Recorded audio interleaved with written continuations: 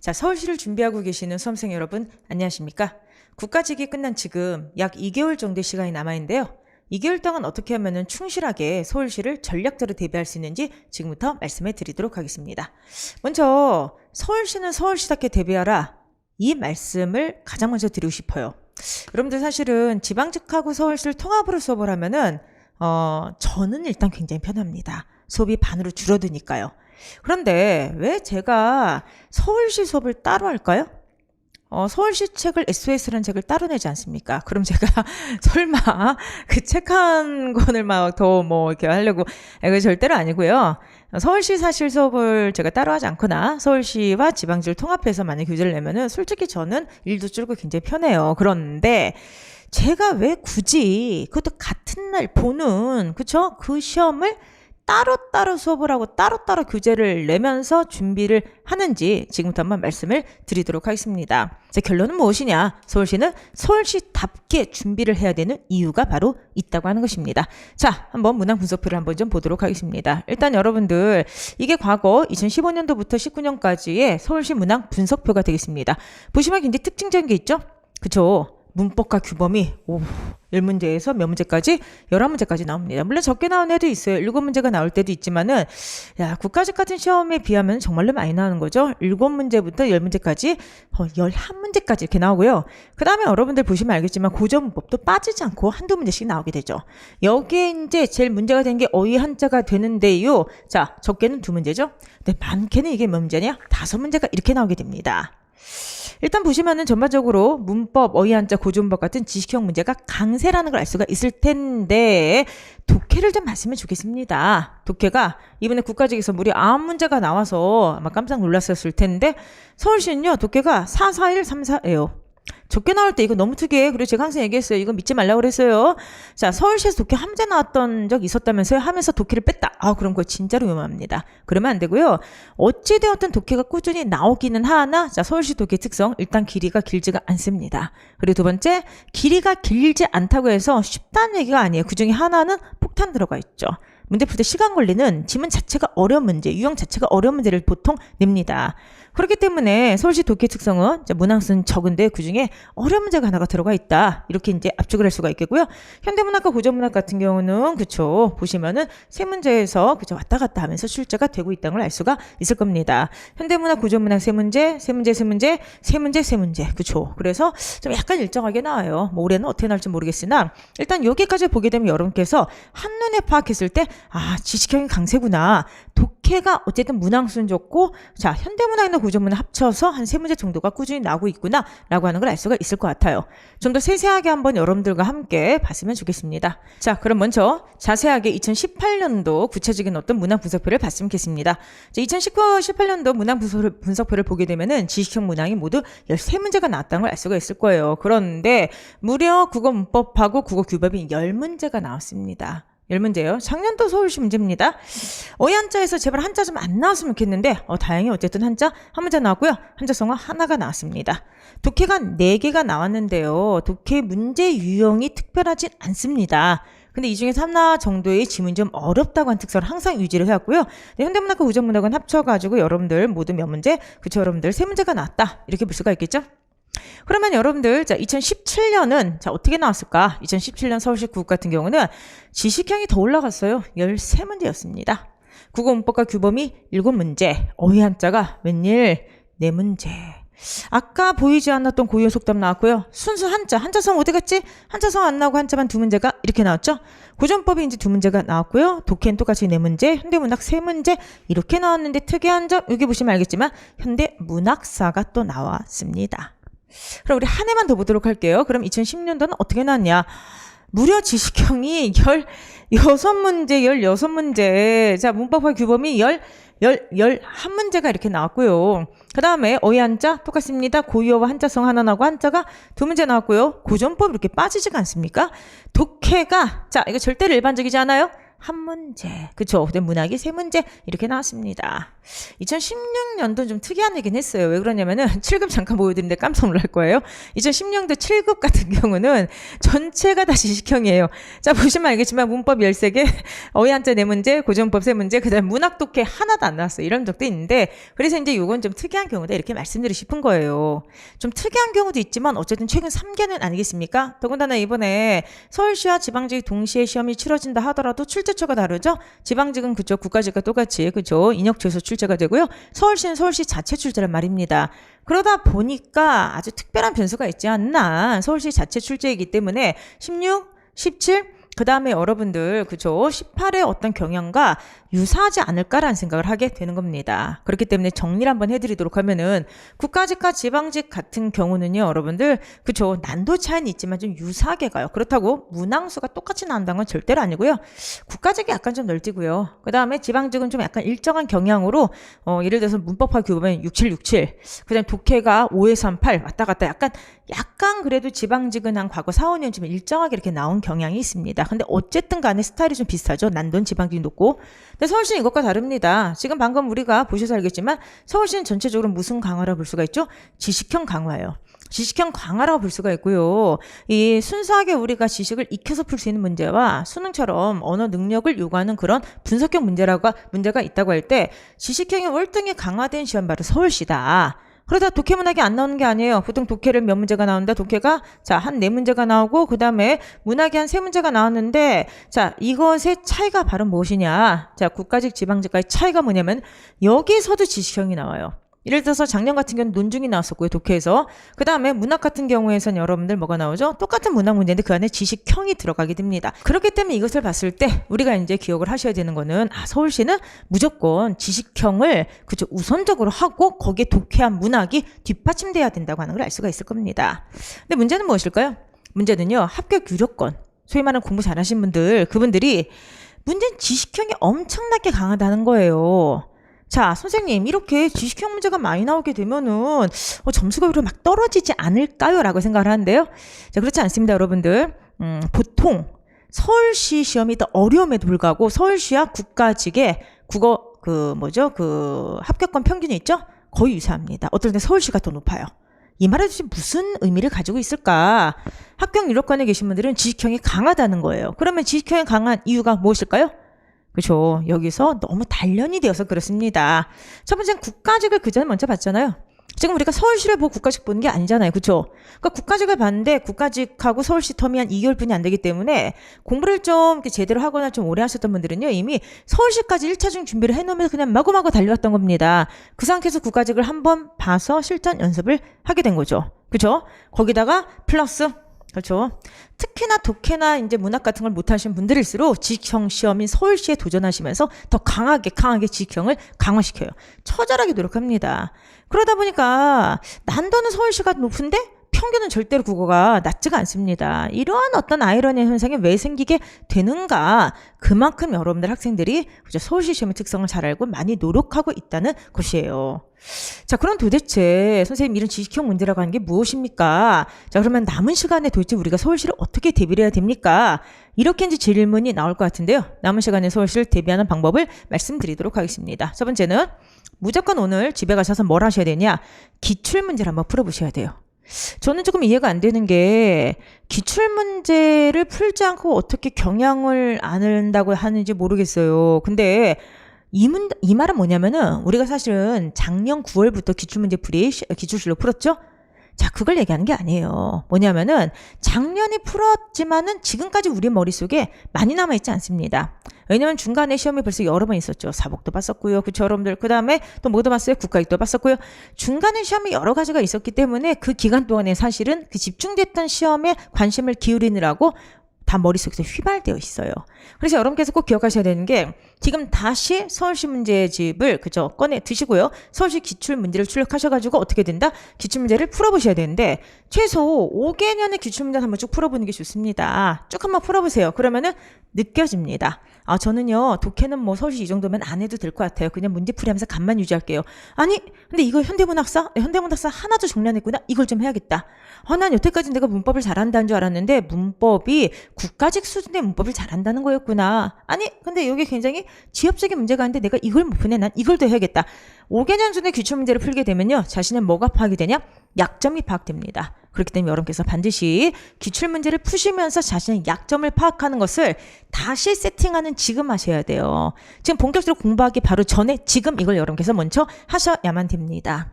그리고 두 번째, 지식형 내용을 정리하는 게 필요합니다. 특히나 지금 국가직을 보고 나서 아마 나 이렇게 열심히 했는데 이게 안 나왔어요 라고 해서 이제 마음 아파하신 분들이 있을 겁니다. 저도 마음 아파요, 여러분들. 여러분들 정도는 아니겠지만 우리가 얼마나 열심히 로마자 표기 연습하고, 그쵸? 여러분들 한글 맞춤법 막 외우고, 그쵸? 여러분들 띄어쓰기 연습했습니까? 근데 이번에 그 띄어쓰기 마저도 국가직에서 나오지가 않았어요. 정말 역대 처음이었죠. 그쵸? 국가직에서 그렇게 나왔기 때문에 많은 학생분들이 지금 지식형 더 이상 안 나와하고 띄어쓰기 같은 중요한 내용들 던지시러 간 분들이 혹시나 계실지 몰라요. 그분들께 분명히 말씀드린 건 뭐냐? 기출문제가 미래를 비춰주죠. 기출문제 풀어보시면은 서울시 독특한 출제 내용이 보이게 될 겁니다. 그래서 그 부분을 압축적으로 다시 정리하는 게 필요한 거죠. 일단 서울시의 그 독특한 이런 어떤 출제 내용이라고 하는 게 무엇인지를 보여드리도록 하겠습니다. 자, 이게 이제 뭐냐면은 그쵸, 공무도와 공경도와 다 이사 당내공화, 여러분들 너무 잘 알고 계시는 그쵸, 고대 시가인 공무도와 갑니다. 자, 국가직은 보통 이런 거 어떻게 내죠? 당연히 이런 걸 내면서 이 작품의 뭐 정서, 상징적 의미 이런 거를 묻게 되는 게 주가 되는 문제죠. 서울시가 그런 거 안 나온다는 거 아니에요. 물의 상징적 의미 뭐 이런 식으로 나오고요. 그래서 당연히 일반적인 문학 지문에서 요구되는 분석 내용도 나옵니다. 그런데 플러스 서울시민들이 특이한 점 바로 무엇이냐? 그런 내용이 안 나온다는 게 아니라 그런 내용에 슬쩍 이런 식으로 뭐가 들어가게 되냐면은 문학사 같은 지식형이 들어가요. 이 작품은 황조가 더불어 현존한 우리나라 가장 오래된 서사시다. 한시와 더불어 번역된 시가가 따로 전한다. 이런 식으로 해가지고요. 보세요. 국가직과 굉장히 스타일이 다르죠. 국가직과 비슷한 유형의 선택지도 있는데 국가직이라는 시험과 굉장히 다른 유형의 선택지가 들어가 지식형 문제가 이렇게 들어가게 된다고 하는 겁니다. 그럼 문학만 이런가? 그렇지 않습니다. 예를 들어서 여러분들 보시면은 자, 이게 작년도 서울시 문제예요. 자, 갖다 버린 표준어 다시 가지고 와야 돼요. 국가직 시험이 끝난 다음에 에라 모르겠다 버려버렸던 표준어가 암기 내용 다시 가지고 오셔야 됩니다. 자, 다음 중에서 작년도 문제 표준어끼리 묶인 것을 가장 옳지 않은 것은 표준어가 쭉 나와. 내가 한눈에 딱 보더라도 이게 뭐가 되는 거죠, 여러분들? 그쵸? 이거는 그쵸, 개정 표준어 위주로 좀 나오게 된 거죠, 여러분들? 그러니까 우리가 필수적으로 외워야 되는 표준어까지, 그러니까 여러분께서 국가직 준비하면서 외우셨던 것까지는 반드시 기억을 하고 계셔야 된다고 하는 거예요. 자, 그 다음에 이제 특히나 세 번째 조심하셔야 될 게 바로 한자가 되는데요. 지금 여러분들께서 되게 이제 또 하나 고민하는 게 뭐냐. 선생님, 서울시는 한자가 많이 나오고 꾸준히 나온다고 알고 있습니다. 그러면은 지금 도대체 한자를 어떻게 해야 되나요? 한자는 제가 항상 말씀드리는데요, 여러분들. 했던 것만 정리하시면 돼요. 만약에 내가 국가직까지 준비를 하면서 한자를 전혀 안 했다. 그러면은 제가 그냥 찍어드린 것만 보고 가세요. 그리고 더 욕심내면 안 됩니다.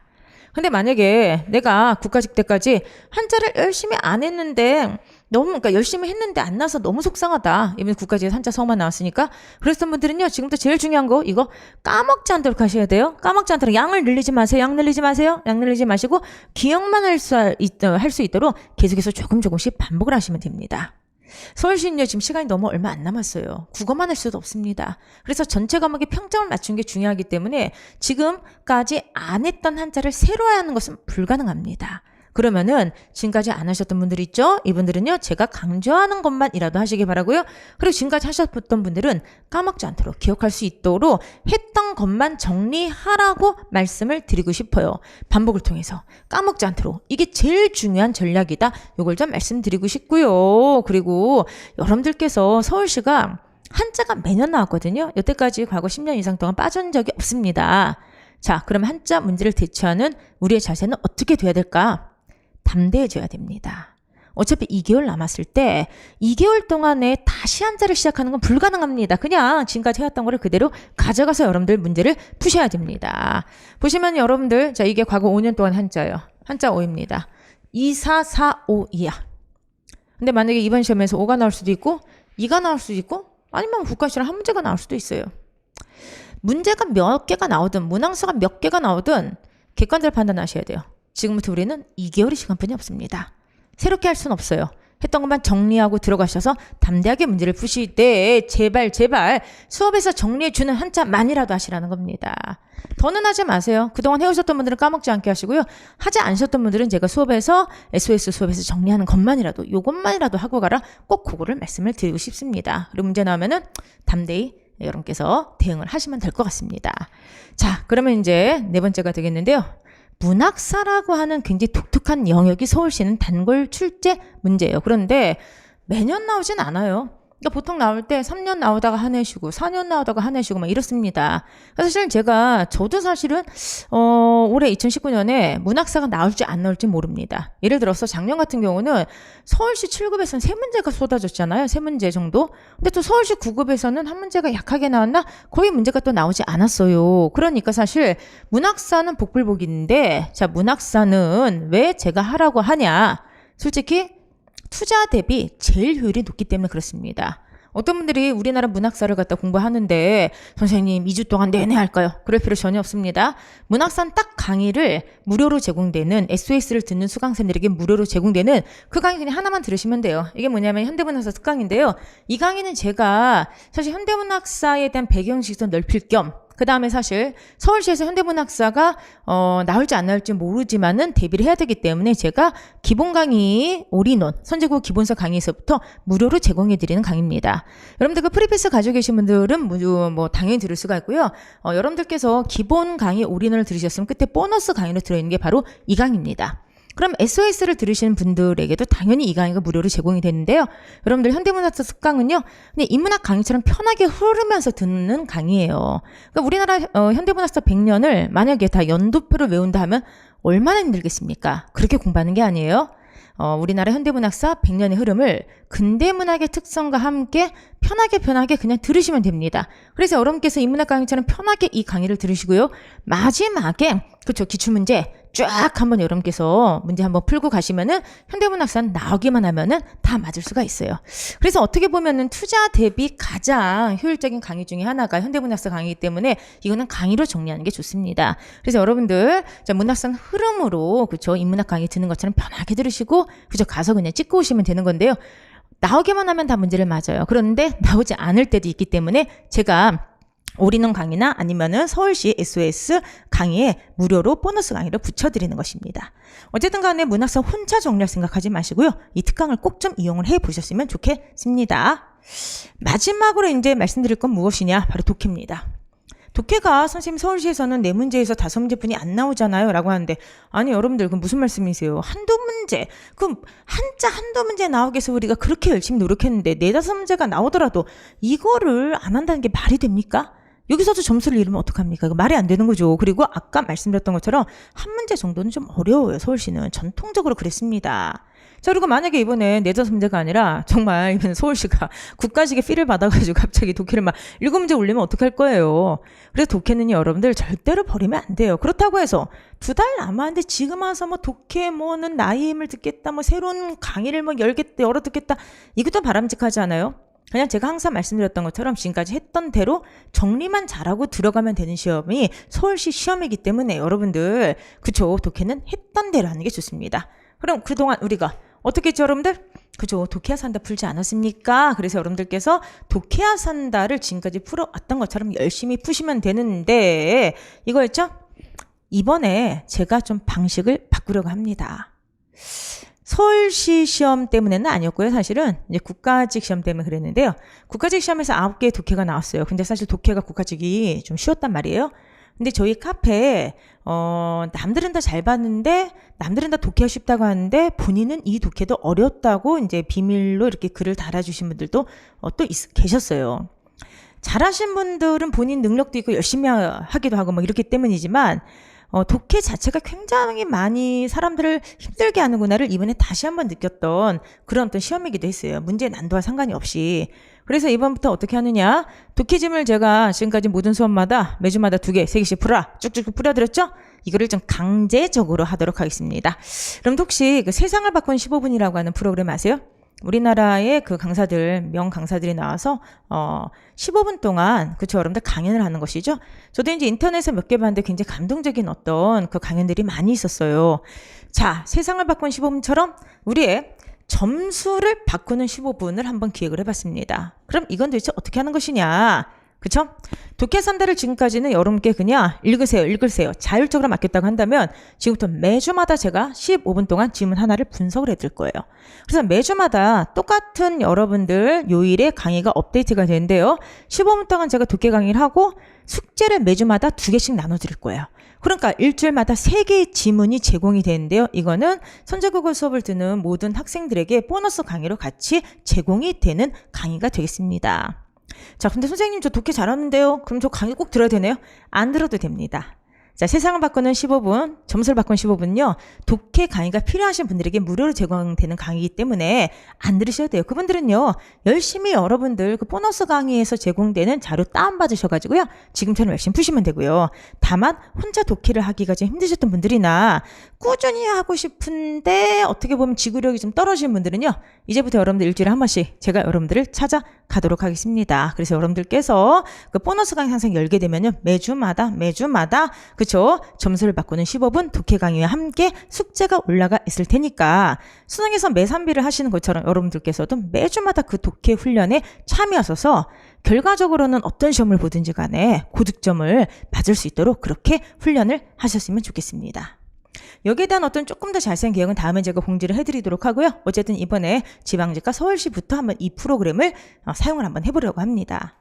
자, 지금까지 이제 했던 내용들 한번 정리를 해보도록 하겠습니다. 저희는 무조건 서울시에 합격해야 됩니다. 그럼 서울시 합격을 해서 무엇을 해야 되냐? 집중해서 지식 내용을 정리하자. 아까 제가 5개년치 기출을 보여드렸던 것처럼 이 시험은 지식형이 강화된 시험이기 때문에 지식 내용을 잘 정리하는 게 가장 중요하다. 다만 양을 무조건 늘리지 마시고요. 여태까지 해왔던 것을 잘 기억하고 가는 선에서 마무리를 하자. 그 다음 두 번째.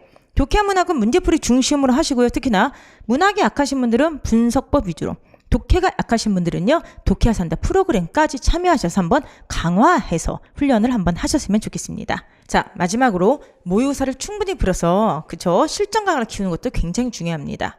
결국 수험이라고 하는 것은 정해진 시간 안에 정확하게 답을 찍고 오는 게 핵심적인 것이기 때문에 시간의 압박감을 견디는 훈련, 이것을 실전 모의고사로 여러분께서 하셨으면 좋겠습니다. 그래서 여러분들, 자, 지금까지 우리가 서울시를 남은 2개월 동안에 어떻게 대비를 해야 되는가, 오늘 당장 한번 여러분들 자신의 약점 체크하시고요. 지금부터 본인이 약한 부분을 집중적으로 강화시키기 위해서, 그죠? 제가 마련한 문제풀이, 그리고 또 하나 독해 강화 프로그램, 이런 데 참여할 수 있으신 분들은 열심히 참여하셔가지고 저희가 반드시 고득점을 얻어서 서울시 합격의 영광을 누렸으면 좋겠습니다. 항상 말씀드립니다. 그렇죠. 지피지기는 백전백승이라 적을 알고 나를 알아야지 전쟁에서 승리를 할 수 있는 것처럼 서울시 출제 경향을 알고 대비해야 우리는 고득점을 얻을 수가 있습니다. 서울시는 서울시답게, 자, 앞으로 SOS 문제풀이를 비롯한 여러 강의에서 만나 뵙도록 하겠습니다. 지금부터 정신 바짝 차리시고요. 다시 한번 서울시 합격을 위해서 뛰어가셨으면 좋겠습니다. 감사합니다.